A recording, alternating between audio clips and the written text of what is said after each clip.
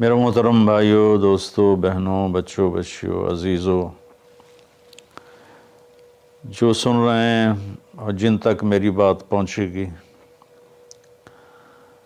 رمضان کی آمد ہے تو اللہ تعالیٰ نے جیسے دنیاوی سیزن بنائے ہیں، جیسے عید کا موقع تاجروں کے لیے سیزن ہے، بڑی عید کا موقع تاجروں کے لیے سیزن ہے، ایسے مختلف قسم کے تہوار دنیاوی دینی جو آتے ہیں تو وہ تاجروں کے لیے سیزن بن جاتا ہے اور ان کی سیل بڑھ جاتی ہے، منافع بہت زیادہ ہوتا ہے۔ تو اسی طرح اللہ تعالیٰ نے بخشش کے بھی سیزن بنائے ہیں، جس میں سب سے بڑا سیزن وہ رمضان المبارک کا مہینہ ہے۔ اللہ تعالیٰ نے اس میں روزے کو فرض کیا، یا ایھا الذین آمنوا، اے ایمان والو، کتب علیکم الصیام، تم پہ روزے فرض کیے گئے ہیں۔ روزہ چونکہ اوکھا عمل ہے، خاص طور پہ لمبا روزہ گرمیوں میں، تو اس کو ہلکا کرنے کے لیے اللہ نے کہا ما کتب علی الذین من قبلکم، کہ تم گھبراؤ نہیں، تم سے جو پہلے تھے ان پر بھی ہم نے روزہ فرض کیا تھا۔ اور میں تھوڑی وضاحت کر دوں، ان کا روزہ ہم سے بہت مشکل تھا۔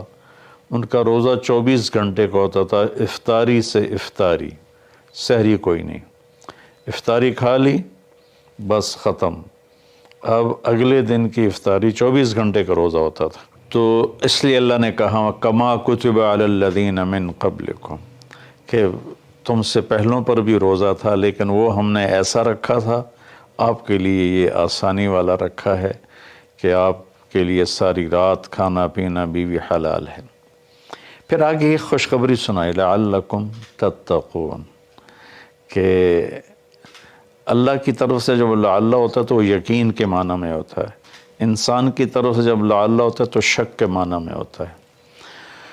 تو اللہ تعالیٰ نے کہا کہ جب تم روزے رکھو گے نا، جیسے روزے رکھنے کا حق ہے تو تمہیں تقوی نصیب ہوگا، اور اگر تمہیں تقوی نصیب ہو گیا تو قرآن ہی سے ہم سنتے ہیں کہ تقوی پر اللہ کیا دیتا ہے، من یتق اللہ یجعل لہ مخرج ویرزقہ من حیث لا یحتسب، کہ جو تقوی اختیار کرتا ہے اللہ اس کے لیے ہر تنگی سے راستہ نکالتا ہے۔ جیسے آج کل کی ٹینشنیں اور بے شمار قسم کے ڈپریشن اور ایک دنیا کی دوڑ نے ہماری لائف کوالٹی بہت خراب کر دی ہے، چیزیں بڑی اعلیٰ ہو گئی ہیں، سواریاں بڑی اعلیٰ ہیں، لیکن لائف اٹ سیلف کوالٹی اس کی بڑی پور ہو گئی ہے، بہت خراب ہو گئی ہے۔ تو اللہ تعالیٰ فرماتا ہے کہ من یتق اللہ یجعل لہ مخرج، تو جب کہیں اس پر تنگی آئے گی، ذہنی یا ظاہری یا باطنی، تو اللہ اس کو راستہ دکھائے گا، اللہ ہاتھ پکڑ کے اس کو اس مشکل سے نکال کے باہر کھڑا کر دے گا۔ وَيَرْزُقْهُ مِنْ حَيْثُ لَا يَحْتَسِبْ، اور اسے وہاں سے رزق دے گا جہاں سے اس کو وہم و گمان بھی نہیں ہوگا۔ تو حضرت مقداد رضی اللہ تعالیٰ عنہ پیشاب کرنے بیٹھے، فاقے سے بے حال تھے، ایک چوہا اپنی بل سے نکل اور 1 دینار اس نے باہر رکھا، پھر 2، پھر 3، پھر 4، یہاں تک کہ 19 دینار اس نے اپنی بل سے نکال کر ان کے سامنے رکھ دیے۔ وہ بڑے حیران پریشان ہوئے، یہ کیا ہوا؟ انہوں نے وہ استنجے سے فارغ ہو کر وہ اٹھائے اور اللہ کے نبی کے پاس لے کر آئے، یا رسول اللہ، یہ میں پیشاب کرنے بیٹھا ہوں اور چوہے نے یہ 19 دینار میرے آگے رکھ دیے۔ تو آپ نے فرمایا رزق ساقہ اللہ علیک، یہ اللہ کی طرف سے تیرے لیے رزق کا سامان بنا ہے۔ پھر آپ نے یہ آیت پڑھی، من یتق اللہ یجعل لہ مخرج ویرزقہ من حیث لا یحتسب، جو تقوی اختیار کرتا ہے اللہ ہر تنگی سے راستہ دکھاتا ہے اور وہاں سے رزق دیتا ہے جہاں سے وہم و گمان بھی نہ ہو۔ اور اللہ کے دینے کے تو بے شمار راستے ہیں، اللہ کے دینے کے لامحدود راستے ہیں۔ تو پیسہ نہیں ہوگا تو کام کیسے بنے گا، کاروبار نہیں چلے گا تو روٹی کہاں سے کھائیں گے؟ وہ اللہ نے اپنے ذمے لیا ہوا ہے۔ ہماری ذمہ ہے کہ ہم سبب اختیار کریں اور تقوی اختیار کریں، رزق اللہ وہاں سے دے گا جہاں سے وہم و گمان بھی نہیں۔ تو تقوی پر من یتق اللہ یجعل لہ من امرہ یسرا۔ پھر دوسری اللہ تعالیٰ خوشخبری یہ سناتے ہیں کہ جو تقوی اختیار کرتا ہے نا، اللہ اس کے کاموں کو آسان کر دیتا ہے۔ اوروں کے لیے وہی کام مشکلات میں گھرا ہوتا ہے، اور اس کے لیے مکھن سے بال کے نکلنے کی طرح اللہ اسے آسان فرما دیتا ہے۔ تیسرا تقوی کی جو فائدہ اللہ بتاتے ہیں، من یتق اللہ یکفر عنہ سیئاتہ ویعظم لہ اجرا۔ جو تقوی اختیار کرتا ہے وہ کوئی یہ نہیں کہ اس سے گناہ نہیں ہوتا، اس سے بھی گناہ ہوتا ہے۔ ہمارے ہاں یہ بڑا عجب تصور ہے کہ اگر کسی نے داڑھی رکھ لی، تبلیغ میں چلا گیا یا عالم بن گیا، بس اس سے تو کوئی گناہ ہونا ہی نہیں چاہیے، اور ہم جو مرضی کرتے پھریں، ہمیں تو کوئی پوچھ نہیں، ہم دنیا دار ہیں۔ تو یہ بڑی گمراہی ہے۔ سوائے نبیوں کے کوئی بشر خطا سے پاک نہیں ہے، چاہے وہ کتنا ہی بڑے مرتبے والا ہو۔ خطا ہر انسان کے ساتھ لگی ہوئی، بلکہ وہ انسان ہی نہیں جس سے خطا نہ ہوتی ہو۔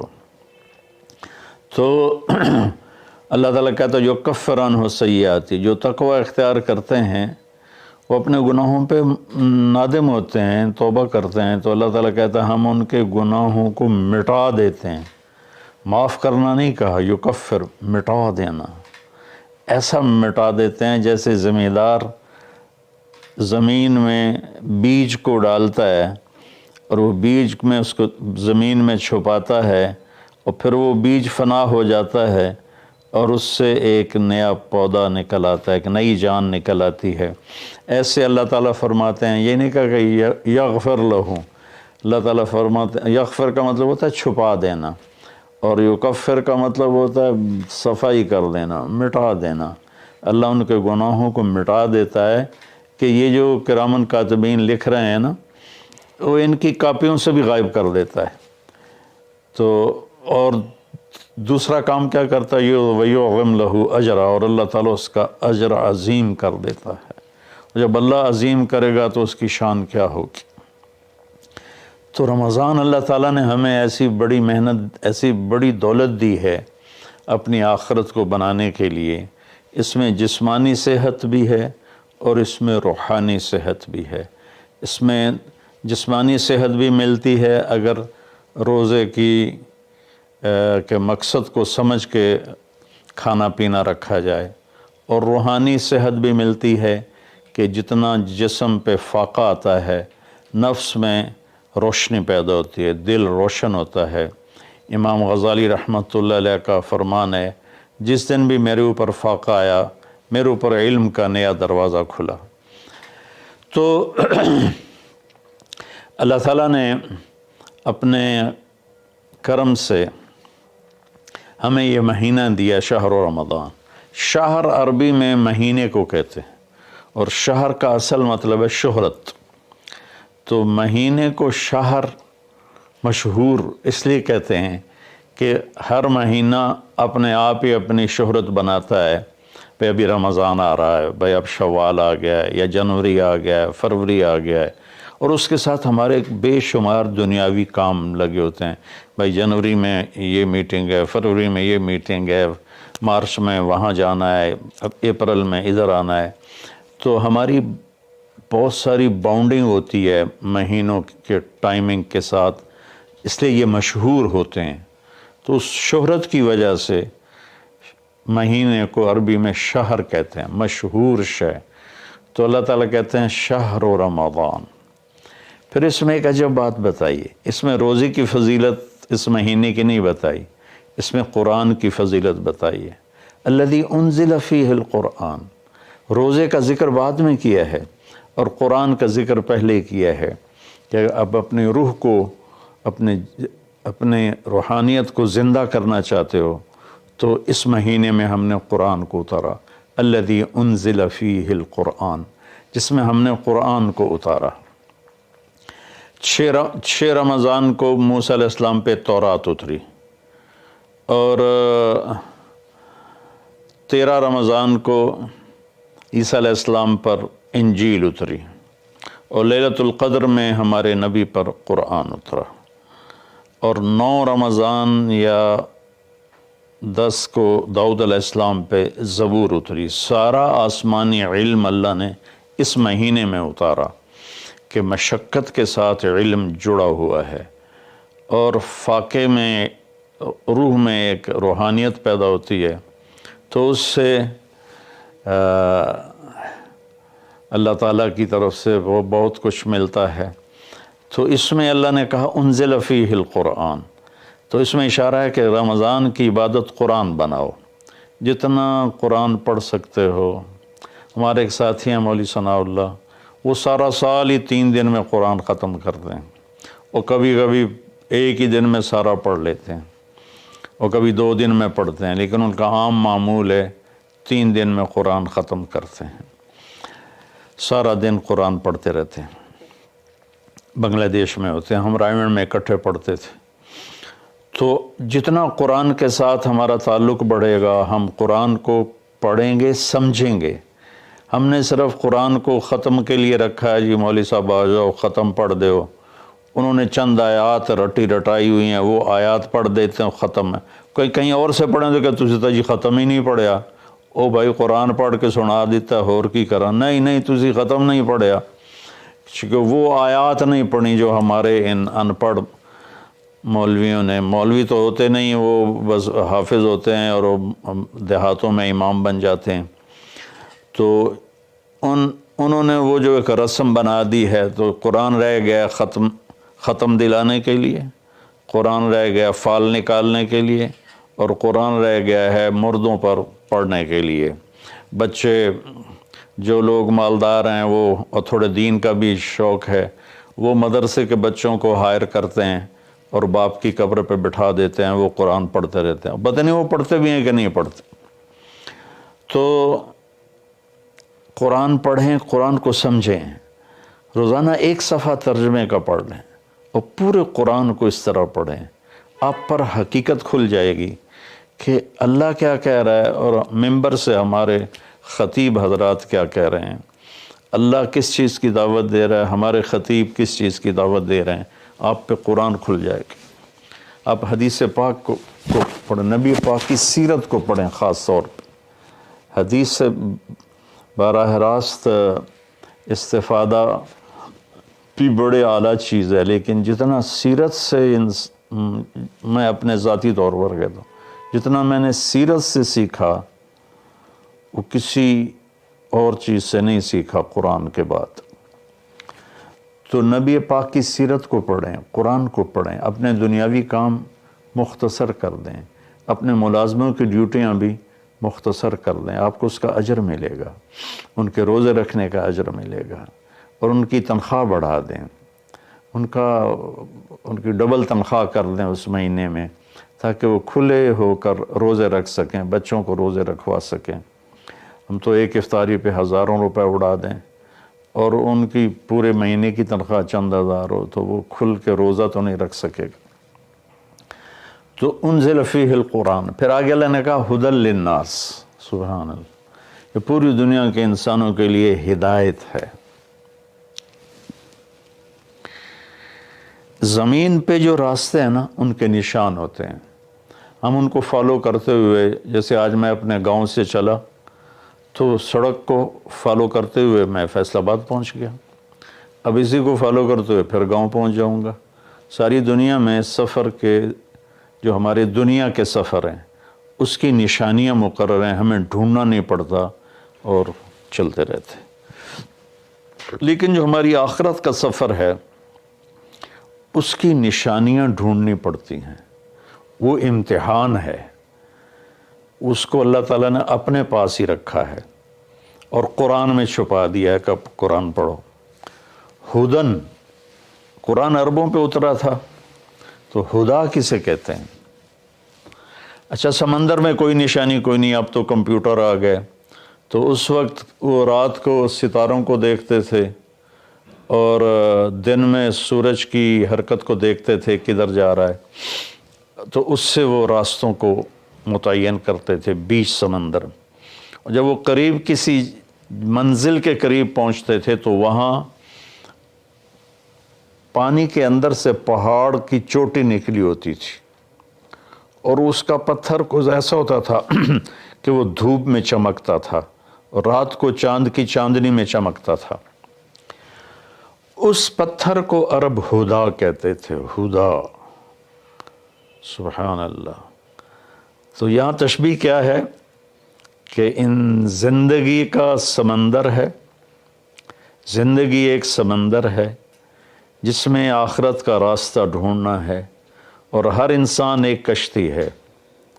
اس کشتی کو اس نشان تک پہنچنا ہے جہاں سے راستہ ملتا ہے، جس کو ہدا کہتے ہیں۔